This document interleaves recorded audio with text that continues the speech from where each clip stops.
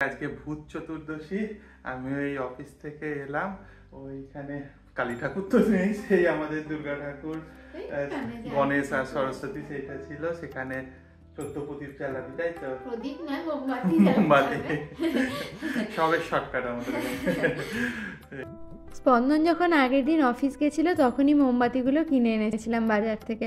তো এখানের যে টেডি বলে দোকানটা আছে, যেখানে ওই ঘর সাজানোর জিনিস টিনিস পাওয়া যায়, সেখানেই মোমবাতিগুলো পাওয়া যায়। তো মোমবাতি আজকের জন্য, মানে দিওয়ালির আগের দিনের জন্য 14টা কিনে এনেছিলাম, আর দিওয়ালির দিনের জন্য আরও বেশ কিছু 20-22টা কিনে এনেছিলাম, কারণ একবারেই কিনে নিয়ে চলে এসেছিলাম মোমবাতিগুলো। আর একটু ঠাকুরকে দেবো বলে দিওয়ালির দিনকে কিছু মিষ্টিও কিনে এনেছিলাম। তো সাজানোর পর দেখতেও খুব ভালো লাগছিলো। আর এখানে মোমবাতিতে যেখানে সেখানে দেওয়া যায় না, মানে 14টা প্রদীপ বাড়িতে দেখেছি বাইরে সব জায়গা মিলিয়ে 14টা প্রদীপ দেয়, কিন্তু এখানে তো আর গোটা বাড়িতে ওইভাবে আমরা প্রদীপ দিতে পারবো না, তাই জন্য ঘরের মধ্যেই দিই। আর এখানে তো স্মোক ডিটেক্টর থাকে, জানোই তোমরা বিদেশে, তাই জন্য যেখানে সেখানেও খুব একটা দিই না, ওই যে জায়গায় একটা জায়গাতেই প্রদীপগুলো দেওয়া হয়। তো সকাল সকাল উঠে ঘুগনিও বানিয়ে নিলাম, এটা কালী পুজোর দিন। আর কালী পুজোর দিনের মেনু হচ্ছে আমাদের ঘুগনি আর লুচি। তো ময়দা তো দুবেলার মতোই মেখে নিয়েছি, তবে সকালে লুচিটা করব। আর আমরা আমাদের নিজেদেরই ব্লগগুলো দেখতে দেখতে লুচির লেচিগুলোও করে নিলাম। আর এখানে না আমাদের ময়দাটার টাইপটা একটু ডিফারেন্ট বলে লুচির মেখেও কিছুক্ষণ রাখতে হয়, আবার লেচি করেও কিছুক্ষণ রাখতে হয়, তো ওই জন্য একটু আগেই করে নিয়েছিলাম। তো এখন ফুলকো ফুলকো লুচিগুলোও হয়ে গেল। আর ওই না রাখলেই না এরকম সুন্দর ফোলে না, তো সেই জন্যই একটু আগে করে আমরা জেনারেলি একটুখানি টাইম দিই আর কি, রেখে দেওয়ার জন্য ময়দাটাকে। আর এখন সকাল সকালই বেশ তাড়াতাড়ি আমাদের লাঞ্চের সমস্ত প্রিপারেশনও রেডি। ফুলকো লুচি,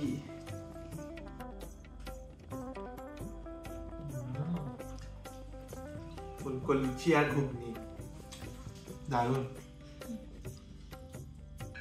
দেখতে দেখতে বাড়ি থেকে আসার পর, লক্ষ্মী পুজো পর পেরোনোর পর আমরা এলাম, আর দেখতে দেখতে কালী পুজো চলে এলো। তাই আমাদের তরফ থেকে তোমাদের সকলকে কালী পুজোর অনেক শুভেচ্ছা, শুভ দীপাবলি।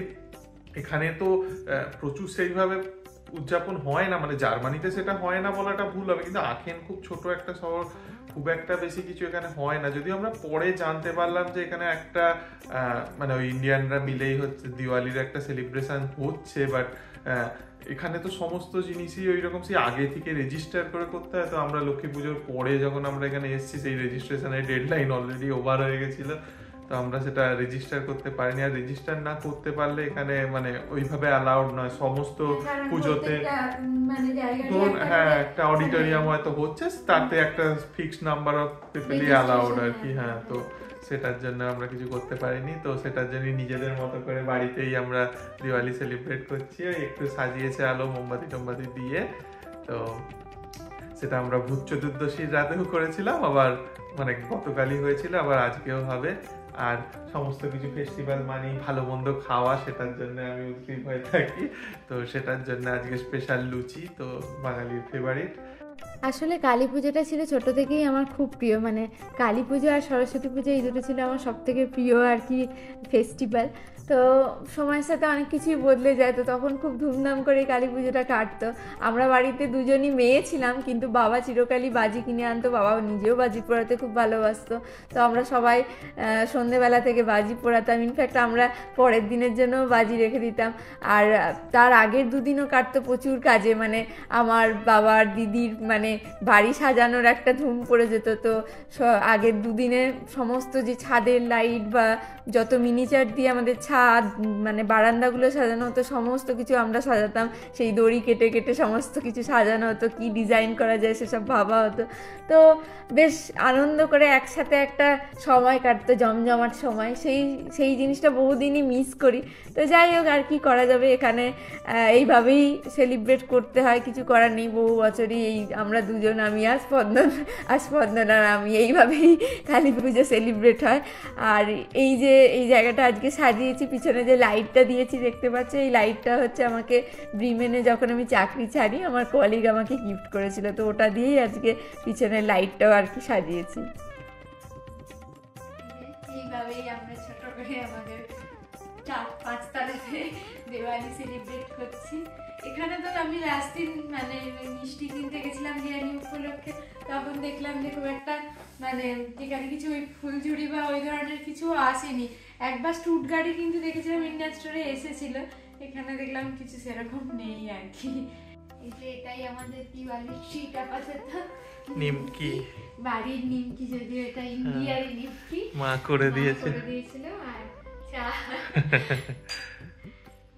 লিকার চা আর নিমকি খেয়ে আজকে সন্ধ্যের ট্রিট আমাদের।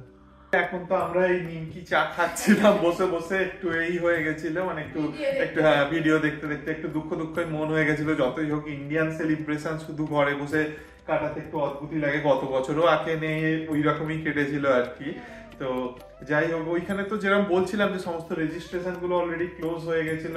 ওয়েবসাইটে একটা নাম্বার দেয়া ছিল, সেই নাম্বারটায় আমি কল করলাম, তারা আবার আরেকজনকে নাম্বার দিল। এটা কি সনাতন ধর্ম বলে এরকম আখেনে মনে কোনো অ্যাসোসিয়েশন আছে, তো তার প্রেসিডেন্টের সাথে কথা হলো। উনি ওনাকে জিজ্ঞাসা করছিলাম যে এরকম ভাবে কখনো হতে পারে মানে হওয়া যায় কিনা, যেগুলোর মেম্বার না মানে এটা কোনোভাবে অ্যাটেন্ড করা যায় কিনা, রেজিস্ট্রেশন হয়ে গেছে। তো উনি বললেন যে হ্যাঁ করা যায়, কালকে অ্যাকচুয়ালি দিওয়ালির পুজোটা হবে এদের এখানে সন্ধ্যে 6টা থেকে 8টা অবধি। তো সেটাই বললো যে চলে আসতে, এবং সেটা ইভেনচুয়ালি আমাদের বাড়ির খুব পাশেই। আর যে সেলিব্রেশনটা দিওয়ালির উপলক্ষে শনিবার হওয়ার কথা, সেইটা অ্যাকচুয়ালি একটু দূরে, খুব দূরে নয়, একটা মানে ওই সেন্টারে আঁকেনে, বাট যে পুজোটা হবে সেটা কালকে এখানেই হবে। আর ওরা বললো পরশু দিনের জন্য জোগাড় করে দিতে পারবে। এই যে কালকে জানতে পারার পরে, আজকে অ্যাকচুয়ালি এটা কালী পুজোর পরের দিন, কিন্তু এখানে ওই পুজোর অনুষ্ঠানটা আমাদের এই পাশেই হবে, এই আখেন সান স্টেশনের কাছে। তো সেখানেই আমরা এখন যাচ্ছি। আর আজকে অলরেডি শুক্রবার, আজকে 1 নভেম্বর, এটা জার্মানিতে অলরেডি একটা হলিডে। ভালোই হয়েছে, সারাদিন ঘরেই ছিলাম, এখনই যাচ্ছি। এই যে আমরা এখন যাচ্ছি হেঁটে হেঁটে, মনে হচ্ছে বিল্ডিংটার কাছাকাছি, এটা কোনোদিন আসিনি। আসলে যেমনটা বললাম, এই ভেন্যুটা ছিল আমাদের বাড়ির একদম কাছে। তোমরা তো আমাদের যদি আগের ব্লগ দেখে থাকো তোমরা জানবে যে সান স্টেশন, যেখান থেকে আমরা সবসময় ট্রেন ধরি, মানে আমাদের বাড়ির সবথেকে কাছের যে স্টেশনটা, ওটা মানে ওটার ট্রেনগুলো অ্যাকচুয়ালি আমাদের বাড়ির জানলা থেকেই দেখা যায়। তো ওই স্টেশনটার ঠিক পাশের বিল্ডিংটাই হচ্ছে এই বিল্ডিংটা, তো এটা একদমই কাছে ছিল। আর জেনারেলি আমাদের এখানে যত মানে মানে যে কোনো শহরেই জার্মানিতে একটা কালচারাল অনুষ্ঠান হওয়ার জন্য কোনো বিল্ডিং থাকে, তো ওই কালচারাল সেন্টার বলে বেসিক্যালি। তো এইখানে হচ্ছে এইটা সেই রকমই একটা বিল্ডিং, কারণ এখানে হচ্ছে স্পন্দনের একটা ইন্দোনেশিয়ান কলিগ আছে, তাদেরও যত কালচারাল অনুষ্ঠান সেগুলো এই বিল্ডিংটাতেই হয়। তো আজকে সেই জন্যই মনে হয় এই পুজোটার জন্য, যেহেতু এটাতে কম লোক আছে, তাই জন্য এই ছোট বিল্ডিংটার মানে এই বিল্ডিংটার এই ফ্লোরটুকুই আর কি ওরা বুক করেছিল শুধু পুজোটার জন্য। আর নিচে ছিল খাওয়া দাওয়ার ব্যবস্থা। আসলে জানতাম না যে এখানে খানিকটা পটলাকের মতোই ব্যবস্থা ছিল, তাহলে হয়তো কিছু একটা বানিয়ে আনতাম। আমরা ভাবলাম বেশ অনেকজনের ব্যাপার, হয়তো অর্ডার দিয়ে খাবার আনানো হবে, বাট যাই হোক, তো পটলাকের ব্যবস্থা ছিল, তাই ভালোই খাওয়া দাওয়া হলো। ওখানে তো পটলাকে খাওয়ার ব্যবস্থা ছিল, সবাই বাড়ি থেকে রান্না করে এনেছিল অনেকে, তো ওই খাওয়া হয়ে গেল। এবার চলে আসছি বাড়িতে। যেমনটা তোমাদের আগের দিন বলেছিলাম, ওই পুজোটাই তো কালকে গেছিলাম, কিন্তু আজকে আছে মানে ওই পুজোটার পরের দিন আছে ওদের ওই সেলিব্রেশনটা, যেটা মেনলি কালচারাল প্রোগ্রাম, খাওয়া দাওয়া, যে মানে এই সমস্ত জিনিসগুলো থাকে। তো ওইটা আজকে অন্য জায়গায় হবে, তো ওখানে এটা একটু বেশি বড় অনুষ্ঠান, তো সেই জন্য আজকে পুজোটা একটু ছোট জায়গাতে, একটু ছোট অল্প মানুষজনকে নিয়ে হয়েছিল। এটা একটু মানে এখানে হয়তো বেশ কিছু জন থাকবে। আমি আমার বউ ভাতের সকালে শাড়ি পরেছি। হ্যাঁ, এইটা পরে ভাত কাপড়, হ্যাঁ ভাত কাপড় নিয়েছিলাম, এটাই শাড়িটা পরেছি আজকে। আমরা চলে এসেছি বাস স্ট্যান্ডে। প্রচন্ড হাওয়া দিচ্ছে আজকে এই কোট গুলো পরা এগুলো যথেষ্ট নয়, এখন অনেকটা ঠান্ডা পড়ে গেছে। অনেকটা ঠান্ডা।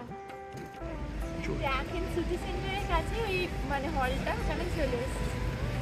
অক্টোবর এন্ড ছিল বলে বেশ জমিয়ে ঠান্ডা পড়ে গেছিলো। তো আমি আর স্পন্দন যে জ্যাকেটটা পরেছিলাম তাতে আমাদের কোনোই কাজ হচ্ছিল না, কিন্তু শাড়ির সাথে কি ওই মোটা মোটা জ্যাকেট পরতে ভালো লাগে বলো, তো সেই জন্য এটাই পরে এসেছিলাম। আর এই যে বিল্ডিংটার 4 তলায় অনুষ্ঠানটার ভেন্যুটা ছিল, তো এই বিল্ডিংটাতেও আমরা কোনোদিন আসিনি, মানে এই জায়গাটাতে।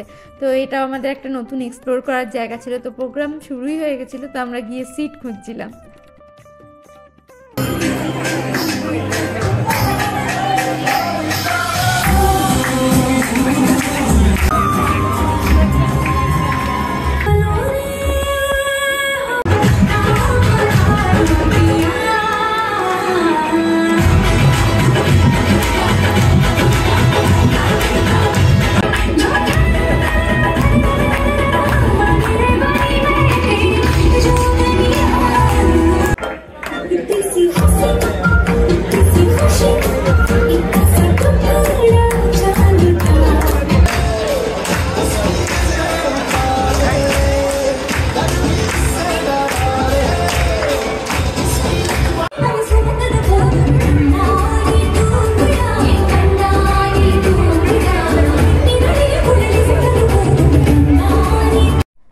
সুন্দর তো প্রোগ্রাম চলছিল, তো এর মাঝখানেই একবার বেরিয়েছিলাম এর বাইরেটা একটু মানে জায়গাটাকে এক্সপ্লোর করার জন্য। তো এর একটা আউটডোর সেকশন আছে, সেখানটাও গেছিলাম, কিন্তু খুব ঠান্ডা থাকার জন্য বেশিক্ষণ থাকিনি, তো আবার প্রোগ্রামের ভেন্যুতেই চলে গেছিলাম।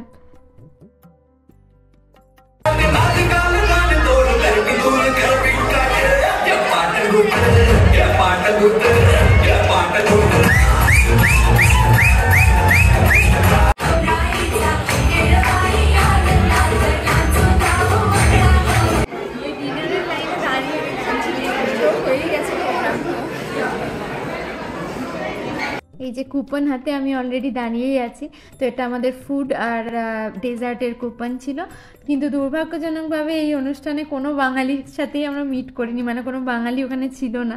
তো মেনলি যারা ছিল তারা সাউথের ছিল আর বোম্বে থেকে ছিল, মানে মহারাষ্ট্র থেকে ছিল আর কি। আমরা বেরিয়ে পড়ছি এখান থেকে। ভালোই কাটলো, বেশ কালচারাল প্রোগ্রাম হলো, খাওয়া দাওয়া হলো, ভালোই গেল।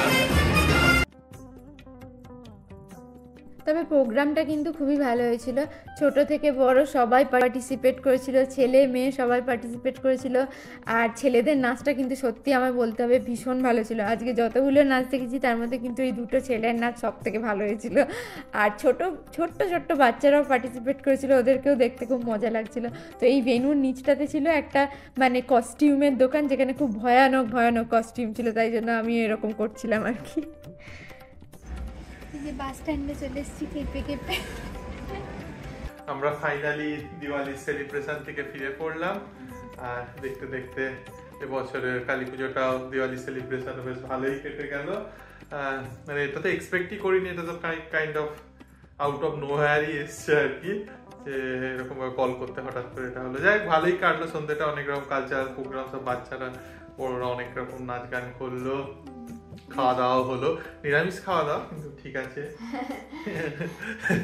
যাই হোক, আমার তো সবসময় আমিষ চাই।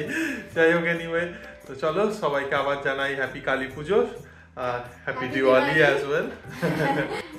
চলো টাটা, আবার দেখা হবে নতুন একটা ব্লগে নতুন কোনো জিনিস নিয়ে।